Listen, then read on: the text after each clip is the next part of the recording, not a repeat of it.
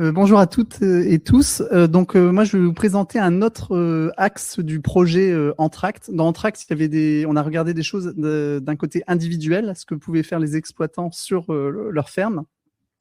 Et là, moi, dans la partie que je vais vous présenter, on va regarder sur l'aspect collectif. Donc, en quoi le collectif va faciliter ou au contraire freiner la prise en compte des enjeux sociétaux. Alors, il y a tout un ensemble de stagiaires qui ont travaillé sur ce sujet qui sont ici et que je remercie pour le travail fourni. Et puis l'appui aussi de Manon et Elsa sur ces sujets-là, plus les membres du COPIL qui se reconnaîtront dans la salle. Alors, un des axes, donc je disais, du projet Entracte, c'est de voir comment le collectif vient faciliter ou freiner la prise en compte des enjeux sociétaux. Et en fait, il y a eu des actions spécifiques pour aller étudier des collectifs pour voir comment justement ces hypothèses se vérifiaient ou s'invalidaient. Il y a deux hypothèses majeures qui étaient au départ du projet. C'était de dire que le collectif influençait la mise en œuvre de changements en lien avec les enjeux sociétaux, soit des fois plutôt en les catalysant, comme un effet catalyseur, notamment quand il y a des idées hétérogènes, ça permet de faire surgir encore d'autres idées, soit à l'inverse, plutôt comme un frein, en disant en fait, si on est tous un peu pareils, on va plutôt se conforter dans ce qu'on fait déjà et pas forcément vouloir changer, progresser ou prendre en compte justement ces attentes ou en tout cas les enjeux sociétaux. Et il y avait un postulat aussi, c'était de vérifier que la diversité des collectifs, donc l'idée c'est de voir un maximum de collectifs différents en se disant qu'on va sûrement avoir des changements et des comportements différents selon les types de collectifs qu'on va étudier. Alors pour faire ce travail, donc comme vous l'avez compris, on s'est penché sur des études de cas. Donc il y a eu un grand nombre d'études de cas qui ont été d'abord recensées, donc en s'appuyant sur les partenaires du projet, sur ce qu'on pouvait trouver sur Internet, etc. Donc ça, c'est un travail un peu de fourmi d'aller essayer de récupérer un certain nombre de collectifs.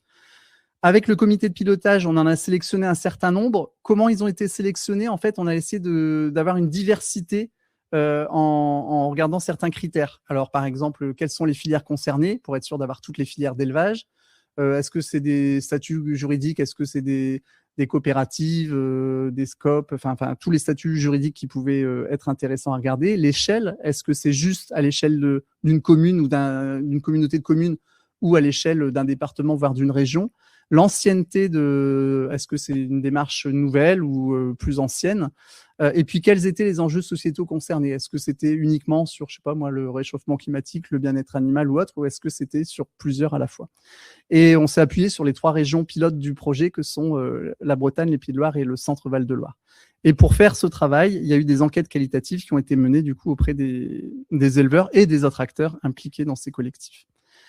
Alors, qu'est-ce qu'on a regardé une fois, sur quoi on a interrogé les gens dans ces initiatives? Bon, déjà, on a essayé de comprendre l'histoire de l'initiative, donc depuis sa création, comment elle a été faite, qu'est-ce qui a été le déclencheur de cette initiative, comment ensuite on a fait adhérer des acteurs, alors des éleveurs principalement, mais ça pouvait être aussi d'autres types d'acteurs dans cette initiative et quel était leur rôle à chacun. Quelle était la gouvernance? Comment ils ont décidé de fonctionner en termes de règlements, de règles internes? Quelle a été la hauteur, la nature des impacts de changements qui ont été pratiqués? Est-ce que c'était on va dire des petits changements ou des changements plus globaux? Est-ce que l'initiative a fonctionné? Est-ce qu'elle a été couronnée de succès? Parce qu'on a regardé aussi des initiatives qui avaient parfois, qui s'étaient terminées, qui avaient fini par disparaître. Quelle était la portée, l'ampleur de ces initiatives en termes de communication vers l'extérieur, l'image qu'elles pouvaient avoir, et enfin les perspectives, quelle était la volonté de l'initiative de se propager ailleurs, voire de se cloner à d'autres endroits, etc. Alors pareil, on n'a que 10 minutes, comme disait Christine, donc je ne vais pas rentrer dans tous les détails, mais si vous voulez regarder les résultats, notamment de chacune des initiatives, il y a eu des fiches trajectoires qui ont été produites sur chacune des initiatives étudiées. Là, je vous en ai mis juste l'exemple de la première. Et dans chacune de ces fiches trajectoires, vous allez retrouver un peu le même fonctionnement, le même schéma. Donc, quelle est la gouvernance et le schéma des acteurs de cette initiative, l'histoire, les dates clés, le cheminement de cette initiative jusqu'à aujourd'hui. Quels sont les enjeux sociétaux qui sont concernés et est-ce qu'il y en a plusieurs ou pas? Quels sont les changements induits? Est-ce qu'il y a eu des changements de pratique chez les éleveurs notamment? Et puis en bas, vous avez les risques et les facteurs clés de succès. Et enfin, au centre, vous avez les valeurs.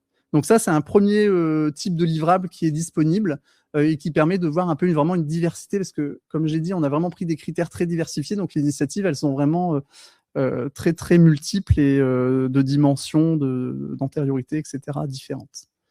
Et le deuxième travail qui a été fait, et je vois qu'il y a vraiment beaucoup de typologies quand même dans ce projet. Chaque action en a au moins une. Donc celle sur les collectifs, en fait, l'idée c'était d'essayer de voir s'il y avait des initiatives qui même si sur les sujets ou les enjeux c'est différent, si elles avaient quand même des spécificités, des caractéristiques communes ou au contraire très clivantes. Donc vous avez un premier axe horizontal qui est sur le changement. Est-ce qu'il est spécifique? Est-ce que c'est que sur un point précis ou est-ce qu'il est systémique, on va dire, à l'échelle du système plus global? Et puis, sur l'axe vertical, est-ce que le collectif, au départ, s'est fait plutôt pour vraiment répondre à cette question des enjeux sociétaux et de s'y adapter? Ou est-ce que la question de départ est plutôt une sécurisation de la filière et l'enjeu sociétal, entre guillemets, un prétexte pour l'atteindre? Je vais expliquer un peu plus en détail en présentant les 4 collectifs. Sur le collectif des incitateurs, donc là, c'est plutôt un changement qui est progressif et accompagné. À la base, il y a un enjeu sociétal. Alors des fois, quand je dis un enjeu sociétal, ça peut être un élément, je pense par exemple à un abattoir qui s'est fait. Bon, l'abattoir allait fermer pour des questions. Il y a eu une question de bien-être animal à un moment donné. Donc c'était un point très précis, par exemple. Donc des fois, ça peut être ça, le déclencheur. Ça peut être vraiment un élément très précis. Et les membres ne sont pas toujours convaincus au départ de cette question de l'enjeu sociétal, mais il faut faire quelque chose. Donc, ils suivent le collectif, mais un peu malgré eux, un peu par défaut. Donc, il y a tout un travail de sensibilisation, de formation, d'accompagnement à faire. Et l'engagement se fait plutôt pas à pas, de façon graduelle. Juste à côté, à droite, vous avez les collectifs qui sont engagés. Donc là, c'est vraiment une autre nature au départ de changement. C'est un changement plus global, systémique. Et là, les éleveurs notamment ou les acteurs qui sont engagés, ils viennent au départ pour répondre à des enjeux sociétaux. Et là, on va dire plutôt le modèle économique notamment arrive plutôt en second plan. Et des fois, ça peut être ça d'ailleurs la problématique, c'est que si le modèle économique n'est pas bien établi, ça va pas, ça ne fonctionne pas.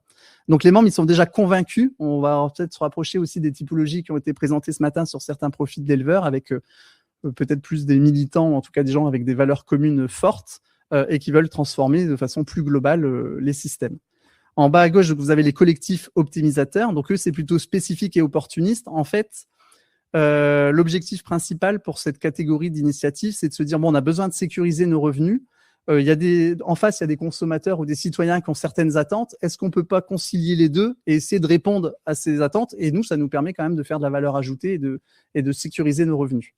Et donc, les enjeux sociétaux, dans ce cas-là, ils sont plutôt secondaires, mais ils sont un peu le prétexte, en tout cas l'argument qui permet de trouver la valeur ajoutée sur un produit donné.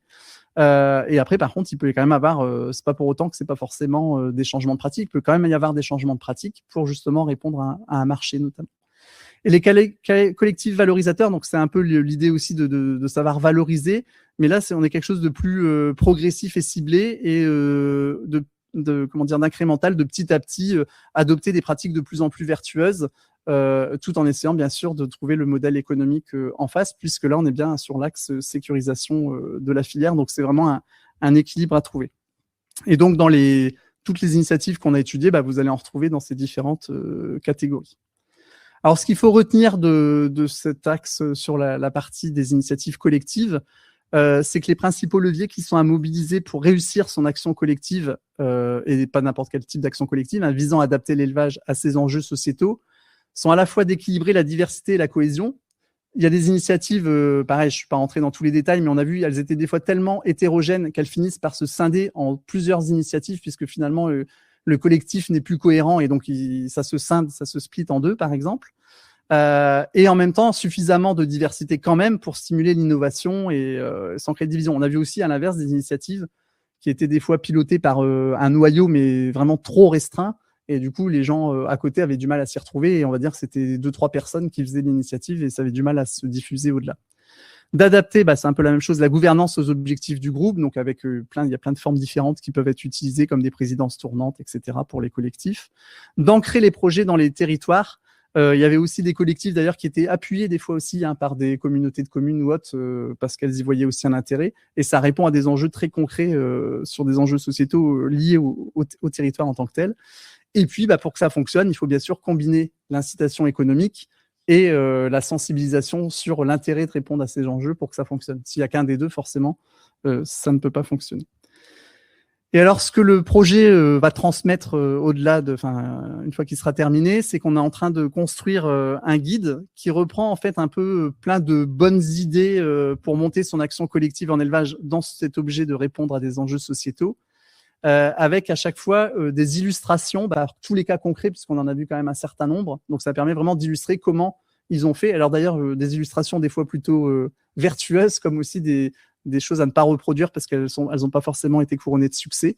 Et puis des points pour aller un peu plus loin. Enfin, là, je repense par exemple sur le statut juridique ou sur le type de financement, etc. Il y a quand même des choses qu'on peut creuser. Voilà sur ce que j'avais à vous présenter.